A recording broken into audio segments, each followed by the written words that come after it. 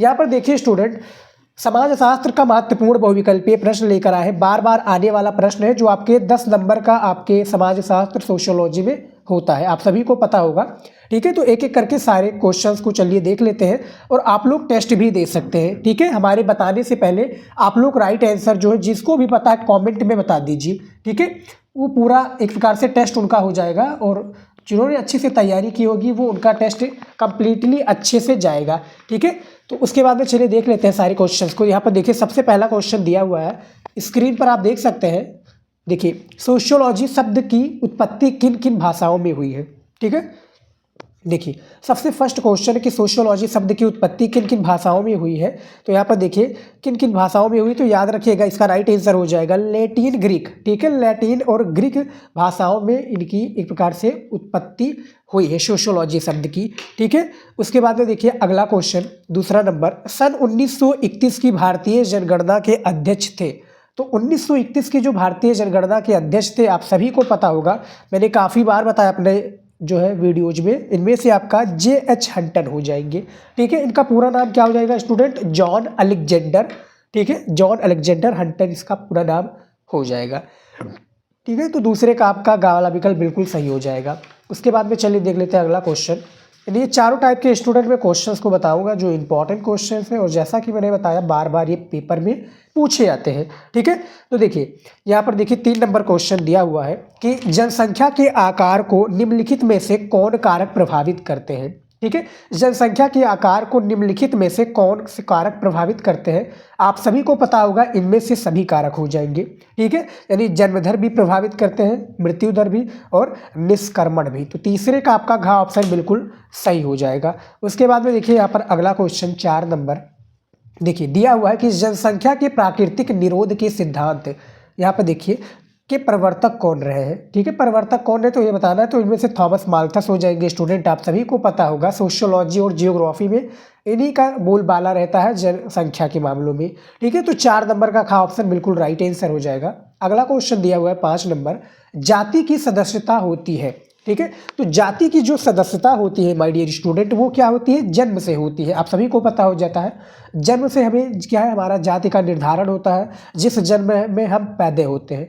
यानी जैसे मान लीजिए कि मैं क्षत्रिय, जैसे पहले क्या है वर्ण 4 प्रकार के होते हैं ना सोशियोलॉजी में, एक जो है ब्राह्मण, वैश्य, शूद्र और क्षत्रिय, ये 4 प्रकार के वर्ण होते हैं। ठीक है, उसी प्रकार से हम जन्म, जैसे मान लीजिए कि मैं ब्राह्मण में पैदा हुआ तो हमारा जन्म जो निर्धारण हो जाता है वो जाति, जो जाति हमारा निर्धारण हो जाता है वो जन्म से निर्धारित हो जाता है कि हम किस कुल में जो है हमारा जन्म हुआ है। ठीक है, उसके बाद में देखिए 6 नंबर क्वेश्चन पूछा गया है कि संस्कृतिकरण शब्द की देन है। संस्कृतिकरण शब्द की देन किसकी है। तो इनमें से जो राइट आंसर हो जाएगा स्टूडेंट, मैंने काफ़ी बार बताया है, M.N. श्रीनिवास यानी मैसूर। ठीक है, मैसूर नरसिंहाचार्य श्रीनिवास इनका पूरा नाम है, याद रखिए पेपर में भी पूछे जाते हैं, खासकर सोशियोलॉजी में तो पूछे जाते हैं। 7 नंबर क्वेश्चन है, जनजाति है। जनजाति क्या है, जनजाति क्या आंशिक समाज है, आंशिक संस्कृति है, संपूर्ण एवं आंशिक समाज या संपूर्ण समाज। ठीक है, तो 7वें का आपका जो राइट आंसर हो जाएगा डियर स्टूडेंट वो आपका संपूर्ण समाज हो जाएगा। जो जनजाति है एक संपूर्ण क्या है, समाज है। ठीक है, उसके बाद में देखिए अगला क्वेश्चन यहाँ पर दिया हुआ है 8 नंबर क्वेश्चन कि प्रभु जाति के प्रतिपादक कौन है। प्रभु जाति की यहाँ पर बात हो रही है कि प्रतिपादक कौन है इनमें से। तो इनमें से जो बिल्कुल सही आंसर हो जाएगा वो M.N. श्रीनिवास हो जाएंगे। याद रखिए संस्कृतिकरण और प्रभु जाति की प्रतिपादक यही है M.N. श्रीनिवास यानी मैसूर नरसिंहाचार्य श्रीनिवास, इनका पूरा नाम याद रखिए, पेपर में 100% पूछे जाते हैं। ठीक है, सारे क्वेश्चंस को बताऊंगा, बस आप लोग क्या है चैनल से बने रहिए और इसी तरीके से आर्ट से रिलेटेड जो हमारे आर्ट के विद्यार्थी हैं, ठीक है, चाहे उनका सोशियोलॉजी है, सब्जेक्ट जियोग्राफी है, इकोनॉमिक्स है, सिविक्स है, जो भी सब्जेक्ट है, हिस्ट्री है, मैं पूर्ण रूप से इस चैनल पर तैयारी कराता हूँ आईएलटीएस के स्टूडेंट के लिए। तो चैनल को सब्सक्राइब कर लीजिए, इसी तरीके से वीडियो में लेकर आता रहता हूँ और आपके जो डाउट है उसको मैं क्लियर करने की पूरी कोशिश करता हूँ। ठीक है, तो 9 नंबर क्वेश्चन देखिए, किसने कहा है कि जाति एक बंद वर्ग है। ठीक है, जाति क्या है, एक बंद वर्ग है। तो मैंने काफ़ी बार आपको बताया, जो हमारे रेगुलर स्टूडेंट हैं वीडियोज को देखते हैं, मॉडल पेपर हो गया या कोई भी वीडियो हो गया, तो उसमें मैंने काफ़ी बार इसके बारे में जिक्र किया है। ठीक है, तो 9 नंबर का आपका ऑप्शन बिल्कुल सही हो जाएगा, मजूमदार एवं मदान हो जाएंगे, बिल्कुल राइट आंसर। 10 नंबर क्वेश्चन है, निम्नलिखित में से कौन सी जनजातीय समाज की प्रमुख विशेषता है। ठीक है, तो जनजातीय समाज की जो प्रमुख विशेषता है इनमें से मैं बात करूं तो आपका बिल्कुल राइट आंसर हो जाएगा जो है सामान्य भाषा। ठीक है, 10 नंबर का घ ऑप्शन आपका बिल्कुल सही हो जाएगा। अगला क्वेश्चन है 11 नंबर, कौन सी भारतीय समाज के खंडनात्मक विभाजन की प्राचीन व्यवस्था है। ठीक है, तो यहाँ पर देखिए बात क्या हो रही है कि भारतीय समाज की खंडनात्मक विभाजन की प्राचीन व्यवस्था है, तो इसमें से जो राइट आंसर हो जाएगा डियर स्टूडेंट वो आपका क्या हो जाएगा, जाति व्यवस्था। ठीक है, देखिए समाज में जो समाज शास्त्र है इसमें जाति की बात सबसे ज़्यादा होती है, जाति समाज। ठीक है, वर्ण, उसके बाद में क्या है, यानी जाति से रिलेटेड पूरा जो हमारा, क्योंकि सब्जेक्ट ही हमारा समाज शास्त्र से रिलेटेड है, यानी समाज के बारे में निष्कर्ष कर, यानी इसका समाज के बारे में पूरा विचार करना, समाज के बारे में प्रस्तुत करना, तो ये सारी चीज़ें समाज के ऊपर ही बेस्ड है। ठीक है, तो 12 नंबर क्वेश्चन देखिए इसी के साथ कि अदृश्य हाथ की अवधारणा का संबंध किससे है। ठीक है, अदृश्य हाथ की अवधारणा का संबंध किससे है, आप सभी को मैंने बताया है। इसमें से जो राइट आंसर हो जाएगा, यानी अदृश्य हाथ को एक प्रकार से और भी कहते हैं, छुआछूत के नाम से इसको जानते हैं स्टूडेंट। ठीक है, तो 12 नंबर का आपका राइट आंसर स्मिथ हो जाएगा, यानी एडम स्मिथ भी इसको कह सकते हैं आप लोग। 13 नंबर क्वेश्चन है, भारत में 1990 क्या एडम स्मिथ होना चाहिए, कमेंट में आप लोग जरूर बताइएगा क्या मैं सही हूँ या गलत। 13 नंबर क्वेश्चन है कि भारत में 1990 के दशक में नई आर्थिक नीति में किसे महत्व नहीं दिया गया। ठीक है, ऑप्शंस आपके हैं कि भूमंडलीकरण को, निजीकरण को, उदारीकरण को या विमुद्रीकरण को। ठीक है, तो 13 नंबर का आपका राइट आंसर हो जाएगा विमुद्रीकरण हो जाएगा, बिल्कुल करेक्ट आंसर, जो कि 13 का घ ऑप्शन आपका राइट आंसर है। ठीक है, इसी तरीके से मैं क्वेश्चंस बता रहा हूँ, आप लोग देखते रहिएगा। वीडियो को रोक कर भी आप लोग क्वेश्चंस को देख सकते हैं, नहीं समझ में आ रहा तो आप लोग क्या है वीडियो को रोक सकते हैं स्टूडेंट, कोई इशू नहीं है, आपके लिए समझना बहुत ज़्यादा इंपॉर्टेंट है। 14 नंबर क्वेश्चन है कि अनुसूचित जाति तथा जनजाति ब्रैकेट में है अत्याचार निवारण अधिनियम किस वर्ष लागू हुआ। इनमें से आपके 4 ऑप्शंस दिए हुए हैं, इनमें से जो सही ऑप्शन हो जाएगा आपका यानी राइट आंसर, जो कि कॉपी में भी आपको लिखना है, वर्ष 1989 में। ठीक है, यहाँ पर देख सकते हैं वर्ष 1989 में जो है जाति, एक प्रकार से जाति निवारण अधिनियम पारित हुआ था। देखिए स्टूडेंट क्या है, काफ़ी बार क्या होता है क्वेश्चन का जो ऑप्शन है वो काफ़ी गलत हो जाता है कभी बार। ठीक है, बुक में दिया होता है उसी को मैं प्रेजेंट कर देता हूँ, काफ़ी बार मैं क्या है इन सभी क्वेश्चन को मैं क्या है हर एक वीडियो में टेस्ट करता हूँ गूगल पर कि क्या जो राइट आंसर बुक में दिया हुआ है क्या वही है या गलत है। ठीक है, तो काफ़ी बार क्या है गूगल भी कन्फ्यूज कर देता है कई प्रकार से ऑप्शन देकर, लेकिन काफ़ी बार सटीक आंसर देता है। इस बार मुझे राइट आंसर क्या है, मान लीजिए कि कोई ऑप्शन जो आपको गलत लग रहा है तो आप लोग हमें डायरेक्ट कमेंट में पूछ सकते हैं कि सर इस क्वेश्चन का राइट आंसर मुझे गलत लग रहा है, आप लोग आप इसको सही करके बताइए। ठीक है, तो मैं आपको पूरा रिसर्च करके बताऊँगा, लेकिन एक बार प्लीज़ आप लोग भी रिसर्च कर लीजिएगा स्टूडेंट, आपसे ये रिक्वेस्ट रहती है। 14 नंबर क्वेश्चन हो गया।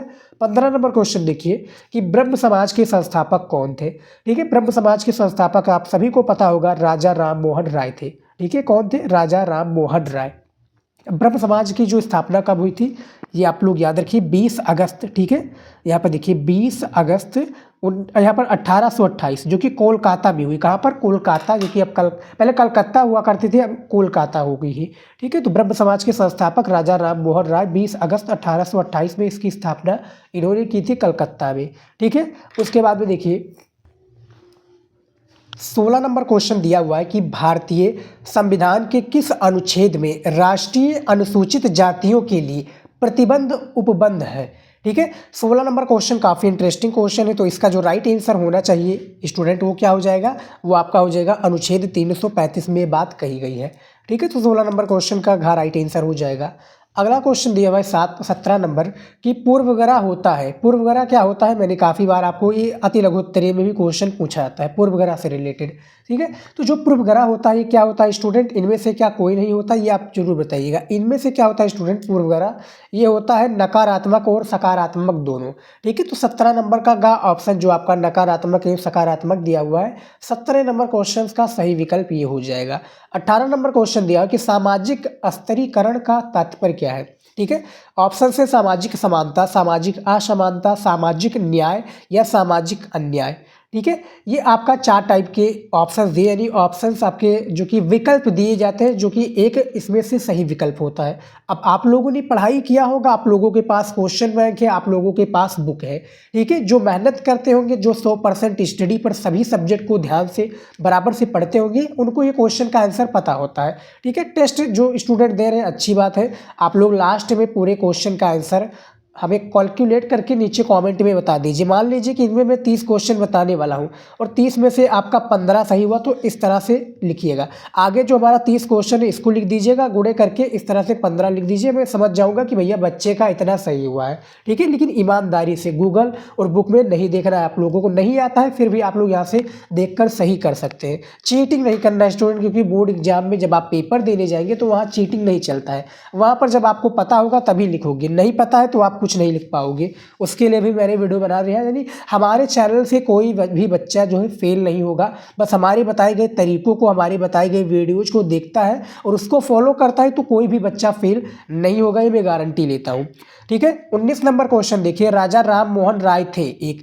राजा राम मोहन राय क्या थे? एक स्टूडेंट समाज सुधारक थे। जब भी क्वेश्चन पूछा जाए याद रखिए राजा राम मोहन राय से रिलेटेड, तो ये क्या थे? एक समाज सुधारक थे, ठीक है। तो 19 नंबर क्वेश्चन का राइट आंसर ये पता चल गया। उसके बाद में देखिए 20 नंबर क्वेश्चन दिया हुआ है, ठीक है। देखिए कि भारत में विविधता के कारण उत्पन्न चुनौती में से एक नहीं है, ठीक है। भारत की जो विविधता से रिलेटेड ये आपका क्वेश्चन पूछा गया है, तो इनमें से जो एक प्रकार से क्या है, आप देखिए उत्पन्न चुनौती में से एक नहीं है, तो कौन सा नहीं है स्टूडेंट? ये आप सभी को मैं बता देता हूँ, रंगभेद हो जाएगा, जो कि राइट आंसर हो जाएगा, ठीक है। इनमें से 20 नंबर क्वेश्चन का घ ऑप्शन सही है। अगला क्वेश्चन है 21 नंबर कि प्रथम राज्य पुनर्गठन आयोग किस वर्ष गठित किया गया, ठीक है। प्रथम राज्य पुनर्गठन आयोग, ये आप जरूर याद रखिए। और इनमें से जो राइट आंसर हो जाएगा वो आप लोगों का हो जाएगा का वाला, वर्ष 1953 हो जाएगा, बिल्कुल सही आंसर, ठीक है। उसके बाद में देखिए अगला क्वेश्चन 22 नंबर, यहाँ पर देखिए दिया हुआ है कि निम्नलिखित में कौन राष्ट्रीय एकीकरण के लिए उत्तरदायी है, ठीक है। राष्ट्रीय एकीकरण के लिए उत्तरदायी कौन है ये आपको बताना है, और इनमें से आपका राइट आंसर राष्ट्रवाद हो जाएगा, ठीक है। 22 नंबर क्वेश्चन का ग ऑप्शन बिल्कुल सही हो जाएगा। मैं सारे क्वेश्चन का राइट आंसर बता दे रहा हूँ, आप लोग लिख लीजिए, दिमाग में फीड कर लीजिए, क्योंकि क्वेश्चंस बहुत इंपॉर्टेंट है। और जैसा कि मैंने बताया रिपीटेड क्वेश्चन में बता रहा हूँ, जो आपके पेपर में बार बार पूछे जाते हैं, ठीक है। देखिए निम्नलिखित में से कौन सा एक समुदाय नहीं है? 23 नंबर क्वेश्चन है कि निम्नलिखित में से कोई क्या समुदाय नहीं है, ठीक है। तो समुदाय क्या नहीं, भीड़ नहीं है समुदाय। अब देखा जाए भैया कि भीड़ में मान लीजिए कि कहीं एक्सीडेंट हो गया, या कहीं पर क्या एक प्रकार से शादी बारात, या कहीं पर भी कोई फंक्शन वगैरह कोई पार्टी है, तो भैया एक प्रकार से एक समुदाय के लोग तो आएंगे नहीं। कई देश, कई अलग विदेश से, या मतलब मान लीजिए जैसे अंबानी की शादी अभी फिलहाल में हुई थी, अंबानी के बेटे की शादी हुई थी, आप लोगों ने वीडियोज़ को देखा होगा, तो उसमें क्या काफ़ी सारे देश विदेश के लोग आए थे, ठीक है। तो वो क्या समुदाय नहीं थे, वो एक भीड़ थी, ठीक है। मान लीजिए कहीं एक्सीडेंट हो गया तो भीड़ इकट्ठा होने जाती है, उसी को कहते हैं ये, ठीक है। 24 नंबर क्वेश्चन है कि भारतीय प्रजातंत्र की प्रमुख बाधा है, तो क्या क्षेत्रवाद है, जातिवाद है, संप्रदायवाद है, या ये सभी, ठीक है। तो इनमें से आपका राइट आंसर हो जाएगा ये सभी, यानी जातिवाद भी है, क्षेत्रवाद भी है, संप्रदायवाद भी है, भारतीय प्रजातंत्र की क्या है, प्रमुख बाधा है। ये 24 नंबर क्वेश्चन भी हमारा कंप्लीट हो गया। अगला क्वेश्चन देखिए स्क्रीन पर 25 नंबर, ठीक है। ये देखिए 25 नंबर क्वेश्चन है कि उपनिवेशवाद किससे संबंध है? तो उपनिवेशवाद की मैं बात करूं माय डियर स्टूडेंट, तो ये किससे संबंध है बेसिकली? ये आपका संबंध है पूंजीवाद से, ठीक है। तो इनमें से आपका जो है 25 नंबर का ऑप्शन बिल्कुल राइट आंसर हो जाएगा। 26 नंबर क्वेश्चन दिया हुआ है कि औद्योगिकीकरण से गुजरने वाला पहला देश था, यानी कौन सा? ब्रिटेन था, जर्मनी था, यूएसए यानी संयुक्त राज्य अमेरिका था, या फ्रांस था, ठीक है। तो 26 नंबर का आपका ब्रिटेन हो जाएगा, जो कि औद्योगिकीकरण से गुजरने वाला पहला देश था, जो कि बुक के हिसाब से राइट आंसर यही दिया हुआ है। अब काफ़ी स्टूडेंट कह रहे होंगे क्या सर इंग्लैंड हो जाएगा? आप लोग कॉमेंट में बताइएगा क्या होना चाहिए इसका राइट आंसर, ठीक है, क्योंकि बुक में यही दिया हुआ है और मुझे भी जहाँ तक लग रहा है कि ब्रिटेन ही होना चाहिए, ठीक है। उसके बाद में देखिए 27 नंबर क्वेश्चन कि संयुक्त परिवार पर, देखिए परिवार पर औद्योगिकीकरण एवं नगरीकरण के प्रभाव का अध्ययन किसने किया, ठीक है। तो इसके प्रभाव का यहाँ पर बात किया जा रहा है कि प्रभाव का अध्ययन किसने किया, तो यहाँ पर राइट आंसर जो हो जाएगा आपका के.एम. कपाड़िया हो जाएगी। के.एम. कपाड़िया का नीचे कॉमेंट पे आप लोग बताइए इनका पूरा नाम क्या हो जाएगा, ठीक है। ये आप लोग जरूर बताइए। टेस्ट चल रहा है, समझ लीजिए कि आपका टेस्ट हो रहा है, पेपर में आप बैठे हुए हैं, क्योंकि अब टाइम कम बचा है, ठीक है, और आपको इंपॉर्टेंट क्वेश्चन ही पढ़ाना सही रहेगा, ठीक है। सिलेबस पढ़ाएंगे तो आपको कुछ नहीं समझ में आएगा। आप इंपॉर्टेंट क्वेश्चन चलने दीजिए और अच्छे से तैयारी कीजिए, 100% स्टडी पर ध्यान दीजिए, आपका काफ़ी अच्छा स्कोर होगा इस सब्जेक्ट में, ठीक है। 28 नंबर क्वेश्चन है कि निम्न में से किसने, ठीक है, सती प्रथा का विरोध किया था, यानी सती प्रथा का विरोध इनमें से किसने किया था? क्या राजा राम मोहन राय ने, ईश्वर चंद्र विद्यासागर, बीरी सलिंगम या राय कृष्ण परमहंस ने, ठीक है। तो इनमें से जो 28 नंबर क्वेश्चन, इनमें से राजा राम मोहन राय बिल्कुल सही आंसर हो जाएंगे 28 नंबर क्वेश्चन का। 29 नंबर क्वेश्चन देखिए कि प्रिंसिपल ऑफ सोशियोलॉजी के लेखक कौन है। आपके देखिए सोशियोलॉजी की मैं बात करूं तो आपके 10 बहुविकल्पीय यानी ऑब्जेक्टिव क्वेश्चन पूछे जाते हैं, उनमें से 1 या 2 क्वेश्चन आपके ये पुस्तक से रिलेटेड जरूर पूछे जाएंगे, ठीक है। तो महत्वपूर्ण सोशियोलॉजी की पुस्तक और उसके लेखक का एक हमने अलग से वीडियो बनाया हुआ है। जितने भी आपकी सोशियोलॉजी में पुस्तक और उनके लेखक हैं, यूट्यूब पर आप सर्च कर लीजिएगा क्लास 12 सोशियोलॉजी महत्वपूर्ण लेखक और उनकी पुस्तक का नाम बाय शिवम स्टडी नॉलेज, आपको वीडियो मिल जाएगा, जरूर देख लीजिए, क्योंकि उसमें काफ़ी सारे पुस्तक और लेखक का नाम बताए हुए हैं, ठीक है। पेपर में पूछे जाते हैं भैया, तो एक एक नंबर आपके लिए इंपॉर्टेंट होता है, आप लोग समझते हैं। तो प्रिंसिपल ऑफ सोशियोलॉजी के लेखक कौन है, ये आपके हो जाएंगे हर्बर्ट स्पेंसर, ठीक है। तो 29 नंबर का ऑप्शन बिल्कुल सही है। अगला क्वेश्चन दिया हुआ है 30 नंबर कि संस्कृति पर्यावरण का मानव निर्मित भाग है, इसे किसने कहा, ठीक है। तो संस्कृति पर्यावरण का मानव निर्मित भाग है, इसे किसने कहा? इसने जो कहा है भैया, ये हर्षगोविट ने कहा है। क्या? हर्षगोविटस ने कहा है। तो 30 नंबर का घ ऑप्शन आपका राइट आंसर हो जाएगा। तो टोटल इसमें मेरे स्टूडेंट आपको कितने 30 महत्वपूर्ण बहुविकल्पीय यानी ऑब्जेक्टिव क्वेश्चन बताए हैं, जो आपके पेपर के लिए मोस्ट इंपॉर्टेंट है और ये बार बार पूछी जाने वाली प्रश्न है, ठीक है। तो इसको आप लोग जरूर याद रखिए। और आपसे एक रिक्वेस्ट है स्टूडेंट, आप लोग कॉमेंट में बताइए कि समाजशास्त्र के जनक का पूरा नाम क्या है। जैसे अगस्त कांट तो सभी जानते हैं, ठीक है, अगस्त, ठीक है, कॉम्टे तो इनका पूरा नाम सभी जानते हैं, लेकिन इनका पूरा नाम क्या है आप लोग कमेंट में बताइए। आपके लिए पहला सवाल है, ठीक है। आप लोग हमारे सीनियर स्टूडेंट हैं और अच्छी से तैयारी कर रहे हैं, ऑल द बेस्ट, पेपर आपका अच्छा जाएगा। और आप लोग चैनल पर नए तो सब्सक्राइब कर लीजिए, क्योंकि हम इसी तरीके से तैयारी कराते हैं, बहुत ही मेहनत करते हैं स्टूडेंट। मैं ये वीडियो बना रहा हूँ आपके लिए 1 बजे, रात का 1 बज रहा है और मैं आपके लिए वीडियो बना रहा हूँ स्टूडेंट, ठीक है। तो आप लोग मेहनत कीजिए, जिस तरह से मैं आपके लिए मेहनत कर रहा हूँ, दिन रात एक कर रहा हूँ स्टूडेंट, सही से नींद भी नहीं ले पा रहा हूँ, ताकि आपकी तैयारी अच्छे से हो पाए और सभी सब्जेक्ट का मैं वीडियो रेगुलर ला पाऊँ, ठीक है। तो मेहनत कीजिए। तो ये हमारा 30 जो है स्टूडेंट बहुविकल्पीय प्रश्न मैंने बता दिया आप सभी को। अब चलिए देख लेते हैं महत्वपूर्ण अति लघु उत्तरीय प्रश्न को, ठीक है। अब देखिए स्टूडेंट आ चुका है महत्वपूर्ण अति लघु उत्तरीय प्रश्न, ठीक है। जैसा कि मैंने बताया था आपको कि महत्वपूर्ण में अति लघु उत्तरीय प्रश्न को भी बताने वाला हूं, जो आपके महत्वपूर्ण अति लघु उत्तरीय प्रश्न भी रहेंगे, फिर लघु उत्तरीय प्रश्न बताऊंगा, उसके बाद में विस्तृत उत्तरीय प्रश्न भी बताऊंगा, ठीक है। तो देखिए यहाँ पर सबसे पहला महत्वपूर्ण अति लघु उत्तरीय प्रश्न दिया हुआ है क्लास 12 सोशियोलॉजी का, ठीक है। क्लास 12 सोशियोलॉजी समाजशास्त्र का सबसे पहला महत्वपूर्ण अति लघु उत्तरीय प्रश्न क्या दिया हुआ है कि माल्थस का जनसंख्या वृद्धि का सिद्धांत क्या है, ठीक है। मैं प्रश्न सहित उत्तर भी आपको बताने वाला हूं। समाजशास्त्र के जितने भी स्टूडेंट हैं, ये पूरा पेपर, ये पूरा वीडियो लास्ट तक जरूर देखिए, इसमें बताया कि इंपॉर्टेंट क्वेश्चन पेपर में आएगा, ठीक है। 100% में गारंटी लेता हूँ ये सभी क्वेश्चन देखने को मिल जाएगा। तो माल्थस का जनसंख्या वृद्धि का सिद्धांत क्या है, इसके बारे में हमें बताना है बेसिकली। इसका उत्तर देखिए, माल्थस का जनसंख्या सिद्धांत जनसंख्या में वृद्धि तथा खाद्यान्न आपूर्ति के मध्य संबंध की व्याख्या करता है, ठीक है। माल्थस ने 1758, क्या 1758 होगा या 1798, देखिए 1798 में जनसंख्या के सिद्धांत पर एक लेख लिखा, an essay on the principle of population, ये क्या है, पुस्तक का नाम है। 1798 में अपने जनसंख्या संबंधी सिद्धांत का प्रतिपादन किया। किन्होंने किया? Thomas Robert Malthus. इनका पूरा क्या नाम हो जाएगा? थॉमस रॉबर्ट माल्थस, जो कि जनसंख्या के बारे में एक प्रकार से काफ़ी प्रख्यात है, समाजशास्त्री है, ठीक है। तो पहला क्वेश्चन का राइट आंसर यही हो जाएगा, जो कि आपका जो है पेपर में खासकर समाजशास्त्र में 3 नंबर का एक क्वेश्चन होता है, ठीक है स्टूडेंट। 3 नंबर का एक क्वेश्चन होता है। टोटल आपके पेपर में 10 क्वेश्चन समाजशास्त्र के पूछे जाते हैं। तो कितना ज़्यादा इंपॉर्टेंट है आप लोगों को पता होगा, और इसका आंसर पेपर में 25 शब्दों में हमें देना होता है, ठीक है। अब ये नहीं कि आप लोग गिनकर ही लिखिए कि भैया गिनकर ही वर्ड लिखिए कि 25 शब्दों में ही लिखना है मुझे, ठीक है। इस तरह से लिखिए कि लगे कि हाँ 25 शब्द में है। अब मैं बात करूँ बोर्ड एग्जाम में कॉपी में कितने शब्दों में लिखना है, तो आप लोग कॉपी का वीडियो जरूर देख लीजिए कि समाजशास्त्र की कॉपी बोर्ड एग्जाम में कैसे लिखें, ठीक है। तो उसमें आपको सारी चीज़ें और आपका सारा डाउट क्लियर हो जाएगा।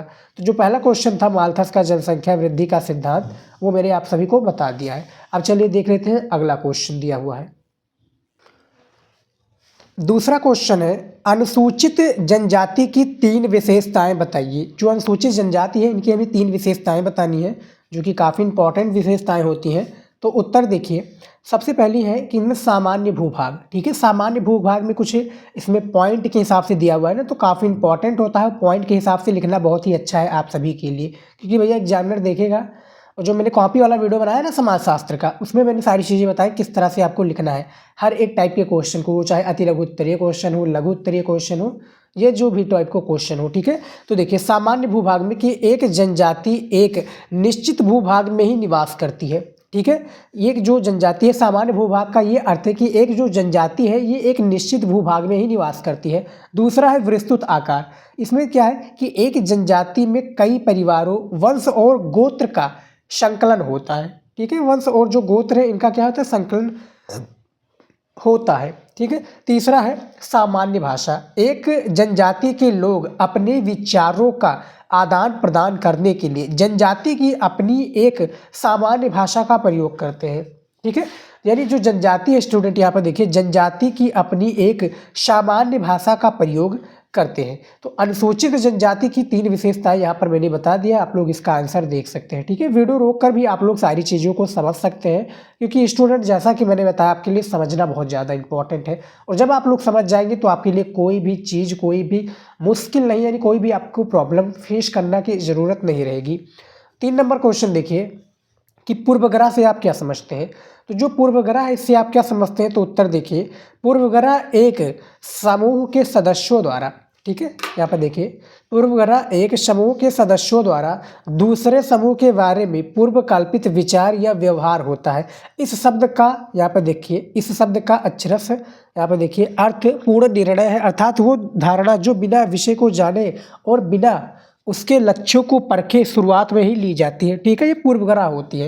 यानी भैया कोई भी मान लीजिए कि पॉइंट है, ठीक है, कोई भी पॉइंट है, कोई भी विषय है, उसको ना जाने बिना निर्णय ले लिया जाए, उसी को पूर्वग्रह कहते हैं, ठीक है। इतना समझ में आ गया। तो ये 3 नंबर क्वेश्चन का भी राइट आंसर मैंने आपको दे दिया है। आप लोग वीडियो को रोक कर भी आप लोग क्वेश्चन को स्टूडेंट लिख रहे हैं तो लिख लीजिए, ठीक है, लिख लीजिए आराम से, क्योंकि इंपॉर्टेंट है। और आप लोग देखेंगे तो बुक में और इसका क्वेश्चन बैंक में इसका आंसर जो होता है बहुत बड़े में दिया होता है, तो हमें उतने बड़े में तो लिखने की आवश्यकता नहीं रहती है ना, हमें छोटे में लिखना है, क्योंकि कहा गया जिस तरह से काम उस प्रकार से दाम, या जिस तरह से दाम उस प्रकार से काम, यानी जिस तरह से दाम होगा। 3 नंबर का क्वेश्चन है और उसमें भैया एग्जामिनर खुद बता रहा है, पेपर में लिखा है निर्देश में कि हमें 25 शब्दों में लिखना है, तो हमें क्यों 300 शब्दों में और क्यों हमें 100 शब्दों में लिखना है। इससे आपका टाइम वेस्ट होगा, एग्जामिनर को कुछ नहीं करना, क्योंकि उसके लिए एग्जामिनर आपने मार्क्स को डिसाइड कर दिया कि 3 नंबर आपको अति लघु उत्तरीय प्रश्न में दिया जाएगा। अब उसको आप 100 शब्दों में लिख दीजिए तो उसमें उसकी गलती नहीं, उसमें आपका गलत है, ठीक है। उसमें क्या होगा, उसमें आपका टाइम वेस्ट होगा और आप सारे क्वेश्चन को अटेम्प्ट नहीं कर पाएंगे। इसीलिए मैं कह रहा हूँ स्टूडेंट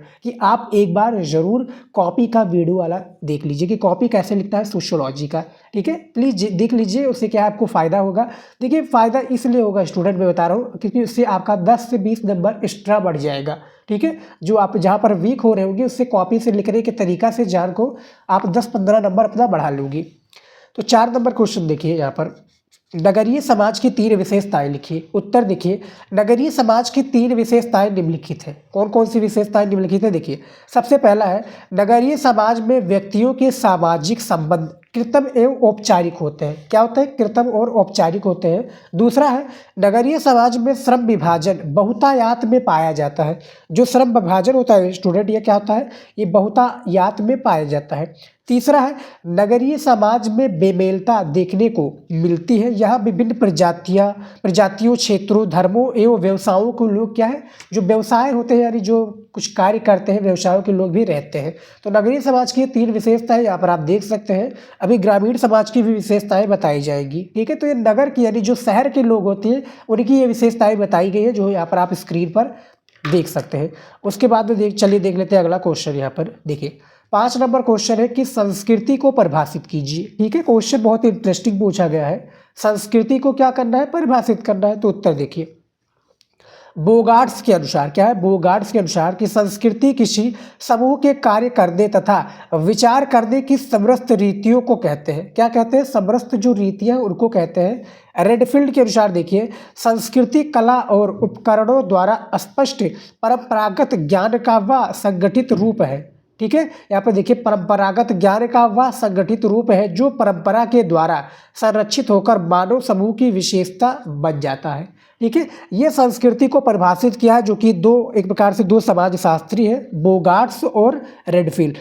इन्होंने अपने शब्दों में भैया संस्कृति का परिभाषा दिया हुआ है। ठीक है, एक प्रकार से कहते हैं ना कि अपने शब्दों में, मान लीजिए कि मेरे शब्दों में पर्यावरण का क्या अर्थ है कि पर्यावरण भैया मानव के शरीर, पर्यावरण क्या है कि हमारे पर्यावरण को रहना बहुत जरूरी, किसी इससे क्या होता है, पर्यावरण जब संतुलित रहेगा तो हम भी रहेंगे। तो ये हमारे शब्दों में हो गया पर्यावरण का परिभाषा। ठीक है स्टूडेंट, उसी प्रकार से बोगार्ट्स और रेडफील्ड के अनुसार ही संस्कृति का परिभाषा था। समझ में आ गया स्टूडेंट? इतना आपको समझ में आ गया होगा, आई होप। अगला क्वेश्चन देखिए 6 नंबर दिया हुआ है, जनतांत्रिक राजनीति से आप क्या समझते हैं? तो जनतांत्रिक राजनीति से आप क्या समझते हैं, इसके बारे में हमें परिभाषा देना है। तो उत्तर देखिए, जनतांत्रिक राजनीति से अभिप्राय राजनीति की उस प्रारूप से है जिसमें आम लोग चुनाव के माध्यम से सरकार का चयन करते हैं। इसके लिए विभिन्न राजनीतिक दल अपने अपने प्रत्याशी चुनाव में उतारते हैं। ठीक है, यानी जो अपने अपने प्रत्याशी है उसको ही चुनाव में उतारते हैं जनतांत्रिक राजनीति से। ठीक है, तो ये 6 नंबर क्वेश्चन का आंसर है। यहाँ पर आप देख सीख लीजिए स्टूडेंट, क्या मैं जल्दी सारे क्वेश्चन का आंसर बता रहा हूँ, आप लोग वीडियो को रोक कर भी देख सकते हैं। ठीक है, इसको लिख रहे हैं तो बहुत ही अच्छी बात है, लिख कर याद कर लीजिए। ठीक है, 3 नंबर आपके लिए बहुत ही इंपॉर्टेंट है। तो 30 नंबर तो आपको अति लघु उत्तरीय क्वेश्चन में ही देखने को मिल जाएगा। ठीक है, तो याद कर लीजिएगा, तैयार कर लीजिएगा। राइटिंग बहुत ज़्यादा इंपॉर्टेंट होती है, तो राइटिंग को भी सुधारिए, लिखेंगे तो राइटिंग भी अच्छी आपकी इंप्रूव होगी। 7 नंबर क्वेश्चन है, देखिए कि स्वतंत्रता के बाद भारतीय ग्रामीण समाज में आए प्रमुख बदलाव बताइए। ठीक है, यानी जो स्वतंत्रता हुआ, कब स्वतंत्र हुआ हमारा भारत? 15 अगस्त। ठीक है, 15 अगस्त 1947 को हमारा भारत देश क्या हुआ? आज़ाद हुआ। किससे? जो कि अंग्रेजों से। ठीक है, तो इसके बाद में जो ग्रामीण समाज पर आए प्रमुख बदलाव है इसके बारे में बताना है। तो उत्तर देखिए, ये बदलाव निम्नवत थे। ठीक है, हाँ ये समझ में आ गया। सबसे पहला देखिए, गहन कृषि के कारण कृषि मजदूरों को बढ़ोतरी मिली। दूसरा है भुगतान में सामान यानी अनाज के स्थान पर नगद भुगतान हुआ। तीसरा है मुक्त दिहाड़ी मजदूरों के वर्ग का उदय हुआ। ठीक है, यानी इसमें जो स्वतंत्रता के बाद में भैया जो आई ग्रामीण समाज में बदलाव है, ये कुछ बदलाव इस तरह के, गहन कृषि के कारण कृषि जो मजदूरों को, यानी कृषि जो मजदूर है उसमें बढ़ोतरी हुई, और भुगतान के सवाल यानी जो अनाज किसान उगाते थे उसके स्थान पर उनको नगद यानी एक प्रकार से कैश पैसे दे दिया जाता था। ठीक है, और मुक्त दिहाड़ी मजदूरों को वर्ग का उदय हुआ। ठीक है, तो ये 7 नंबर क्वेश्चन है, इसका आंसर आप देख सकते हैं स्क्रीन पर। उसके बाद में देखिए 8 नंबर क्वेश्चन दिया हुआ है कि औद्योगिकीकरण की 3 विशेषताएं बताइए।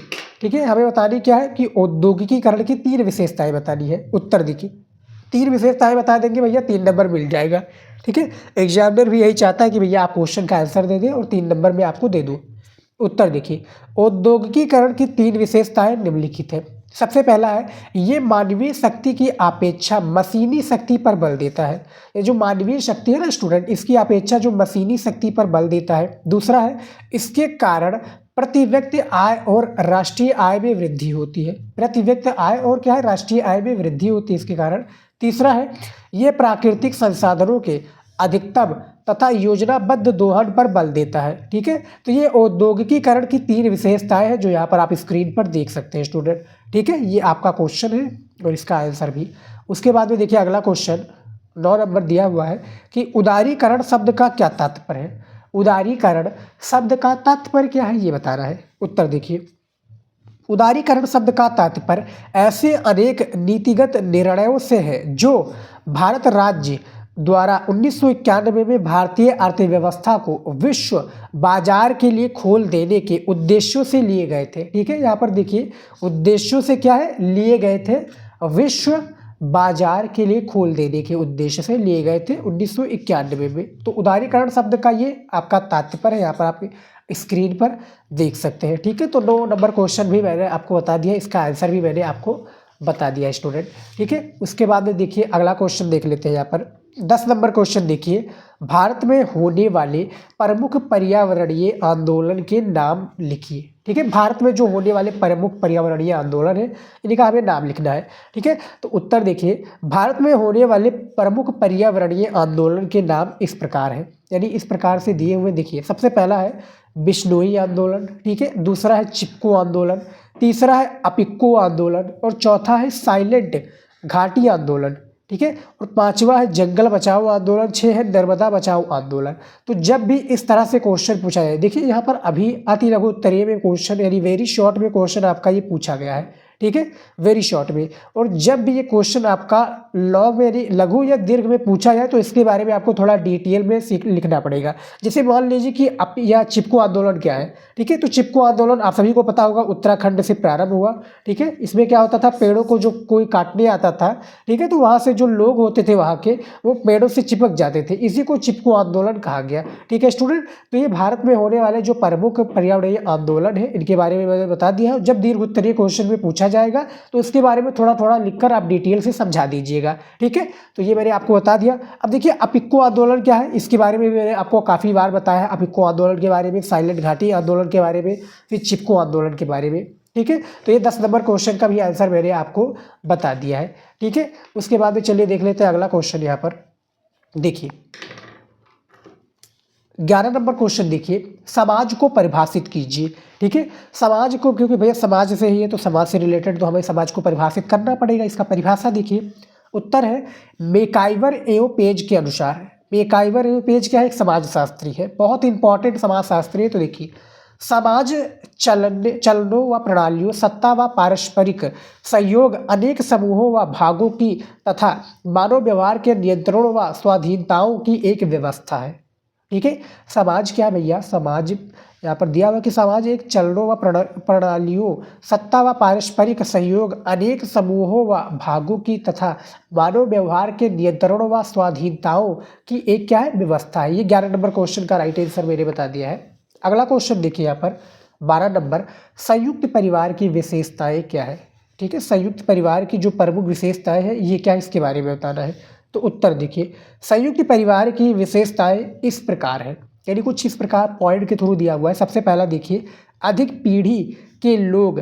ठीक है, ये सबसे पहला हो गया, संयुक्त परिवार में इस प्रकार है, जिसे सबसे पहला क्या है, अधिक पीढ़ी के लोग। दूसरा है संयुक्त निवास, ठीक है, ये हो गया। तीसरा है सामान्य संपत्ति, ये भी हो गया। चौथा है संयुक्त भोजन, सामान्य पूजा, कर्ता की विशिष्ट स्थिति, परस्पर अधिकार और कर्तव्य और समाजवादी व्यवस्था।